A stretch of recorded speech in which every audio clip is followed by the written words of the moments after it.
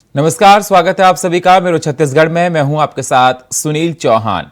दिल्ली के मुख्यमंत्री अरविंद केजरीवाल और पंजाब के सीएम भगवंत मान ने बस्तर के जगदलपुर में सभा की। इस दौरान केजरीवाल ने कहा, हमें देखकर बाकी पार्टी भी गारंटी देने लगी हैं, लेकिन उनकी गारंटी फर्जी है। सिर्फ आम आदमी पार्टी की गारंटी असली है।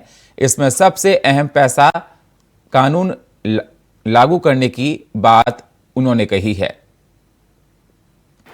आपको स्वास्थ्य की गारंटी देके जा रहा हूं। आज अगर घर में कोई बीमार हो जाए, भाई साहब, सब कुछ लुट जाता है।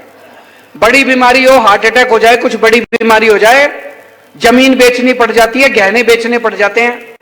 और बड़ी बीमारी तो छोड़ो, अभी हमारे छत्तीसगढ़ के अध्यक्ष बता रहे थे कि कैसे अगर छोटी बीमारी भी हो, प्रसव भी हो, तभी खाट के ऊपर लेके उसको दूर तक अस्पताल लेके जाना पड़ता है। अस्पताल आसपास गांव के अंदर कहीं नहीं है कि नहीं है? पैसा कहां से आएगा इतना? ये जितनी पार्टियां कहती हैं सरकार तो घाटे में चल रही है, सरकार तो घाटे में चल रही है। जब मैंने दिल्ली में मुख्यमंत्री का पद संभाला, तब भी ये सारी पार्टियां कहती थी सरकार घाटे में चल रही है, सरकार का। अब दिल्ली सरकार फायदे में चल रही है। मैंने सबकी बिजली मुफ्त कर, सबके बच्चों को फ्री में शिक्षा दे रहा हूं, सबका इलाज मुफ्त कर दिया, फिर भी मेरी सरकार फायदे में चल रही है, घाटे में नहीं चल रही। 1.5 साल पहले भगवंत मान साहब ने पंजाब का कार्यभार संभाला। उसके पहले सारी सरकार कहती थी 3 लाख करोड़ का कर्जा हो गया पंजाब पे, पंजाब सरकार घाटे में चल रही है, पैसा नहीं है करने के लिए। ये पैसा भी ले आया, पता नहीं कहां से लाया, और सबकी बिजली भी मुफ्त कर दी। 650 मोहल्ला क्लिनिक भी खोल दिए। अभी किसानों की फसल बर्बाद हुई थी, उनको खूब मुआवजा भी दिया। ईमानदार सरकार चुनो, पैसे की कोई कमी नहीं है। इन लोगों ने जो लूटा इतने साल से, इन्हीं से पैसा निकलवाएंगे। इतनी रेड मारी है भगवंत मान ने पंजाब में, पुराने नेताओं पे, पुराने मंत्रियों पे नोट गिनने की मशीनें निकली हैं उनके घरों से। इतने नोट निकले हैं। उन सारे नोटों से उनसे पैसा ले लेके, पैसा वापस ले लेके जनता का इलाज मुफ्त कर दिया, जनता की शिक्षा मुफ्त कर दी। भ्रष्टाचार खत्म करेंगे। एक एक पैसा छत्तीसगढ़ का जो ये लूट के ले गए हैं, इनसे सारा पैसा वापस लेंगे और एक एक पैसा छत्तीसगढ़ के लोगों के विकास के ऊपर खर्च होगा। केंद्रीय मंत्री पीयूष गोयल ने सीएम भूपेश बघेल पर जमकर निशाना साधते हुए कहा कि सरप्राइज इंस्पेक्शन के लिए छत्तीसगढ़ आया हूं।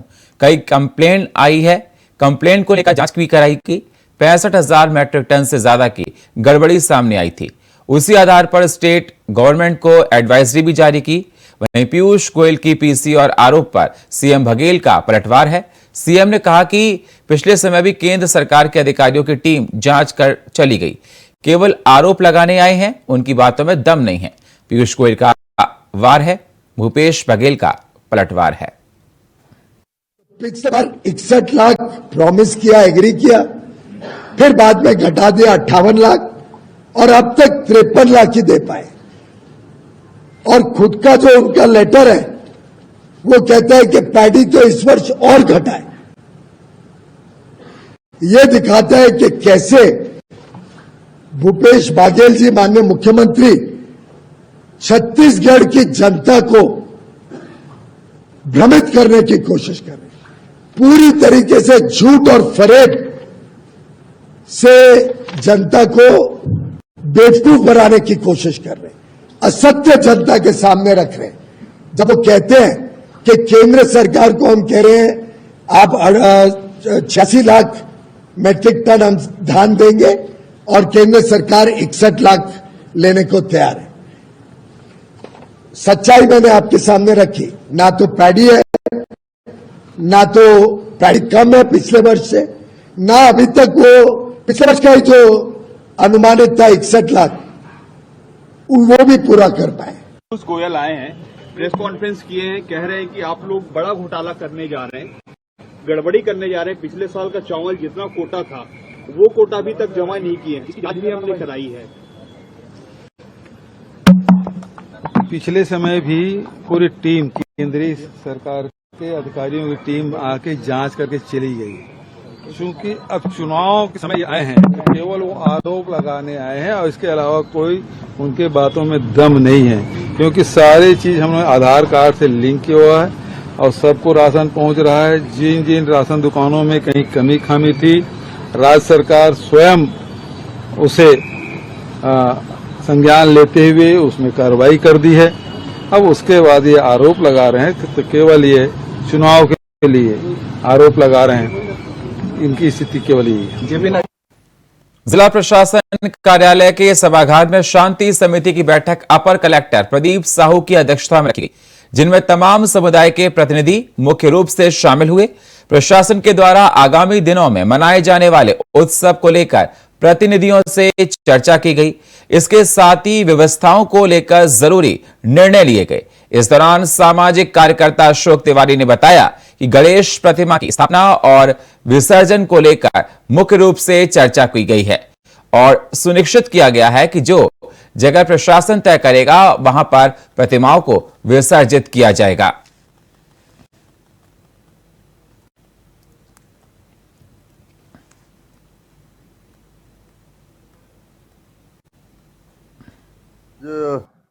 कलेक्ट्रेट में जिला स्तरीय शांति समिति की बैठक थी। इसमें गणेश पूजनोत्सव और मिलादुन्नबी विशेष रूप से इन दो पर्वों को लेकर के था। तो उसमें सभी लोगों को ये सभी का सुझाव आया, जिसमें गणेश पूजन उत्सव सभी अपने अपने पंडालों में करेंगे तो वहां पर शासन प्रशासन से निगम से यह व्यवस्था चाहिए, अपेक्षा की गई है समाज की तरफ से, सभी लोगों की तरफ से, कि वहां पर साफ सफाई की व्यवस्था हो और विसर्जन के समय के लिए विशेष रूप से एक जगह जहां भी सुनिश्चित होता है, जो भी जगह सुनिश्चित हो वहां पर गोताखोर रहें, सुरक्षा के दृष्टिकोण से भी व्यवस्था रहे। गणेश विसर्जन, मिलादुन्नबी, भगत सिंह जी की जयंती, इन त्योहारों को लेकर आज का आयोजन किया गया था। तो मुख्य रूप से कितने पंडाल कहाँ कहाँ लगते हैं और विसर्जन कहाँ होता है, और जो आयोजन समितियां हैं उनके शासन से क्या अपेक्षा है, क्या व्यवस्था चाहते हैं, और इसी तरह से मिलादुन्नबी में कहाँ कहाँ जुलूस निकलता है, उनकी इस प्रशासन से क्या अपेक्षा है, क्या तैयारियां चाहते हैं, और सभी मुद्दों पर बात हुई और उनके द्वारा जो भी मांग की गई है उसको संबंधित विभागों को बता दिया गया है उन पॉइंट्स पर तैयारी करने के लिए। और इस मीटिंग से स्पष्ट है कि हम इन सभी त्योहारों का शांतिपूर्ण आयोजन कराने के लिए हमारी तैयारी अच्छी है। अभियांत्रिकों के क्षेत्र में अमूल्य योगदान देने वाले भारत रत्न मोक्ष गुंडम विश्वेश्वरैया को उनकी 162वीं जयंती पर जांजगीरी चांपा जिले में याद किया गया। अभियंताओं के द्वारा कार्यक्रम आयोजित कर अभियंता शिरोमणि को श्रद्धा सुमन अर्पित किए गए। दरअसल 15 सितंबर को देश ने अभियंता दिवस के अवसर पर विश्वेश्वरैया को उनके योगदान के लिए स्मरण किया। संगठन के प्रांत अध्यक्ष ने बताया कि मानव और विज्ञान के बीच अभियंता एक बेहतर कड़ी की भूमिका निभाते हैं, इसलिए आज का दिन अपने आप में महत्वपूर्ण है।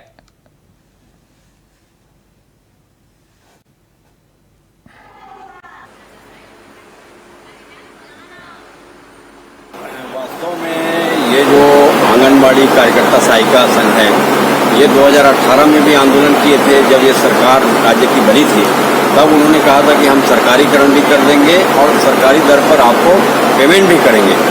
तो इस सरकार ने भी ना सरकारीकरण किया, ना कलेक्टर दर पर भुगतान कर रहा है। ये मुद्दा भी है। दूसरा, केंद्र सरकार से भी हम लोग मांग कर रहे हैं कि आप अपना जो मानदेय है उसको भी बढ़ाइए और कम से कम 18,000 रुपया हम लोगों को मिलना चाहिए। ये हम लोगों ने बात किया। खुर्शीपार थाना क्षेत्र के अंतर्गत आईटीआई मैदान में बीती रात मारपीट की घटना में घायल युवक की राजधानी रायपुर के रामकृष्ण केयर हॉस्पिटल में इलाज के दौरान मौत हो गई। घटना की जानकारी मिलते ही पुलिस के अधिकारी आरोपियों की खोजबीन में लग गए। बताया जा रहा है कि मारपीट की घटना देर रात को हुई। फिलहाल किसी भी आरोपी की गिरफ्तारी नहीं हो पाई है और न ही मारपीट की वारदात के कारणों का पता चल पाया है।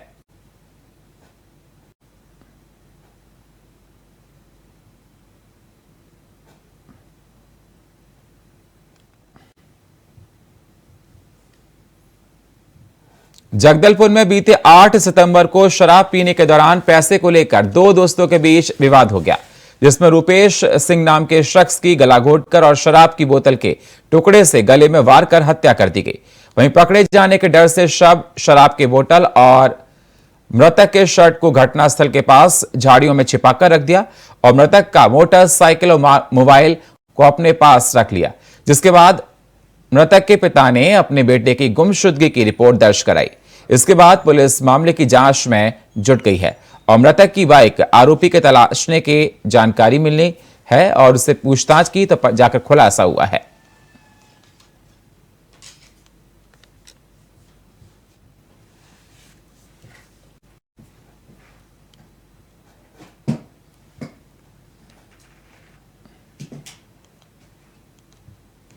नगर निगम जगदलपुर के अंतर्गत गांधीनगर वार्ड में गंगा मुंडा तालाब के एक छोर में बीते 10 साल पहले बनी चौपाटी स्थल पर वर्तमान में स्थानीय पार्षद विक्रम डोंगी के द्वारा उप स्वास्थ्य केंद्र के लिए भवन निर्माण कराया गया और जिसको लेकर भूमि पूजन करवाकर निर्माण कार्य प्रारंभ कराया गया। वहीं कार्य प्रारंभ होने पर स्थानीय निवासियों को इसकी जानकारी हुई और वार्ड वासियों ने निगम आयुक्त की अनुपस्थिति में निगम ई को ज्ञापन देकर अपना विरोध दर्ज कराया और आग्रह किया कि हॉस्पिटल बनाने का हम विरोध कहीं करते हैं, लेकिन वार्ड की जगह और भी है, उस जगह पर हॉस्पिटल बने। यदि हमारे निवेदन सुझाव के बाद भी कार्य प्रगति पर रहेगा तो वार्डवासी इसका विरोध करेंगे।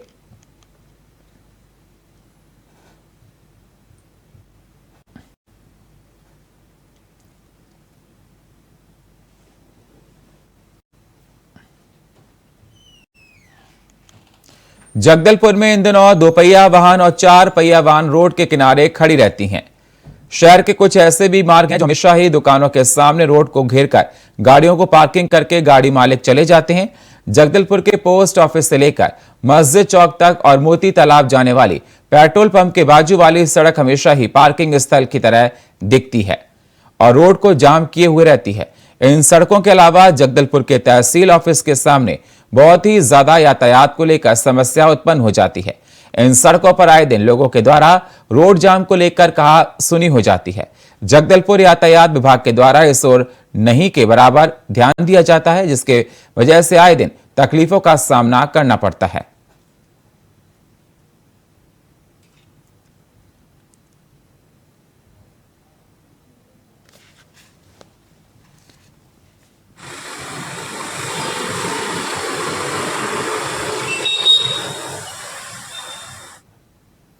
मतदाता जागरूकता अभियान के तहत जगदलपुर के धर्मपुरा खेल परिसर में संभाग स्तरीय छत्तीसगढ़ीय ओलंपिक समापन कार्यक्रम के बाद सभी अधिकारी कर्मचारी सहित खिलाड़ियों और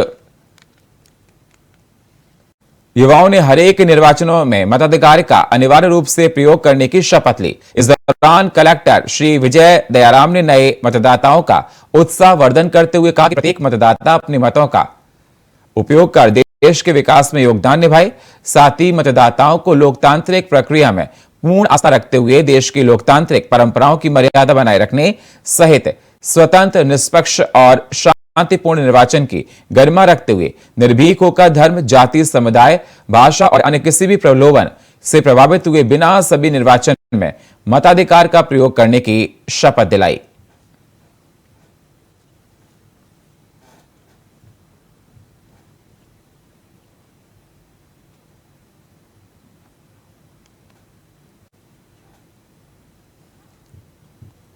कांकेर के ताड़ों की थाना क्षेत्र में हबीचर मार्ग पर चलती बस में आग लग गई। जानकारी के मुताबिक बस का टायर फटने से आग लग गई, जिसमें कुल 17 बच्चे सवार थे। आग की चपेट में आने से बस पूरी तरह से जलकर खाक हो गई। इसकी सूचना मिलने पर फायर ब्रिगेड की टीम मौके पर पहुंची और आग पर काबू पाया गया।